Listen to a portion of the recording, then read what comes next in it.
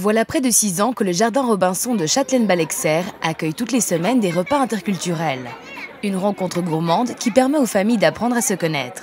Le contexte, c'est d'abord qu'on est un quartier interculturel. On a calculé l'année dernière avec notre apprenti, 84 nationalités sont présentes dans le quartier. Qu'on a dénombré, donc il y en a peut-être plus. Donc l'idée, c'était de créer du lien entre les cultures, puis surtout entre les cultures des enfants d'ici. Parce qu'on a des enfants qui viennent de partout. Donc l'idée, c'est de demander à leur famille de venir cuisiner, de venir partager ce qu'ils mangent, ce qu'ils aiment, leur musique et comme ça. Et puis que les autres familles viennent manger avec nous pour partager ce moment. En cette belle soirée d'avril, c'est le Maroc qui a posé ses bagages dans l'établissement. Je fais le repas de temps en temps marocain pour montrer, pour goûter les gens. Le repas marocain, en fait, c'est parce que les gens, des fois, ils n'arrivent pas à voyager. Alors, on voyage ici au Suisse. Alors, menu, on a fait poulet au citron et à la tagine. Mais ici, on ne peut pas faire des tagines. Alors, on a mis au four. Et puis, on a fait le pain marocain, les galettes. Et puis, on a fait le pain vraiment qu'on mange avec le poulet, en fait. C'est comme ça. Ça, si on mange chez nous, s'il n'y a pas ça chez nous, il n'y a rien. Mardi après mardi, les familles dévoilent ainsi leurs secrets culinaires pour un véritable tour du monde des saveurs. Le mois dernier, on a mangé jamaïcain. C'était incroyable de se dire cette petite île nous amène sa nourriture. Là, c'est la deuxième fois qu'on mange marocain cette année. Mais on vit dans les odeurs depuis 8 heures ce matin. Des odeurs que c'est dommage que vous ne sentiez pas à la télé. Et puis...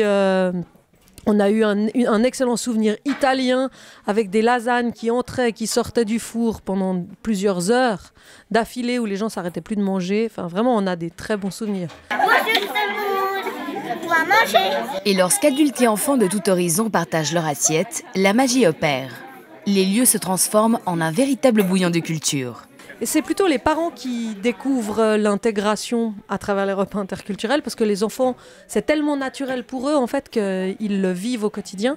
Mais c'est vrai aussi qu'ils découvrent que tout à coup, ah mais dans ton pays aussi on mange pas de porc ou ah dans ton pays on mange aussi avec les doigts. Ah mais en Espagne aussi on mange avec les doigts. Ah puis la paella, ah c'est un peu comme en Afrique, c'est un grand plat au milieu de la table. Enfin, des choses comme ça qui font que tout à coup, y a des connexions qui se font entre les enfants qui sont intéressantes. Et avec les familles, du coup. Des agapes qui sentent la fête, puisque le Jardin Robinson vient d'être promu au rang de maison de quartier. L'occasion de rappeler les activités de cette belle institution qui, du lundi au samedi, reçoit les juniors du quartier, que ce soit pour un cours de poterie, un cours de sculpture sur bois ou simplement pour boire un sirop. Avant, on était donc un Jardin Robinson et depuis une semaine, on est la maison de quartier et le Jardin Robinson Chabal de Châtelaine-Ballexerre. C'est un lieu d'accueil libre. Avant, on accueillait des enfants entre 5 et 12 ans. À partir de maintenant, on est en train de mettre en place un accueil adolescent et un accueil toute population. Le fonctionnement de l'accueil libre, c'est-à-dire qu'on propose des choses et que l'accueil est en libre adhésion. Mais libre adhésion aux règles, puisqu'il y en a quand même quelques-unes pour vivre en commun. Et puis du coup, on a le droit de faire plein de choses et on a aussi le droit de ne rien faire. C'est un des droits fondamentaux du lieu. C'est-à-dire que les enfants viennent et repartent librement en accord avec leurs parents sur un contrat de confiance et que les adultes qui sont là, professionnels et moniteurs, sont là pour les accompagner dans leur action, leur proposer des activités, les encadrer dans cette multitude d'activités, de propositions qu'on a au quotidien.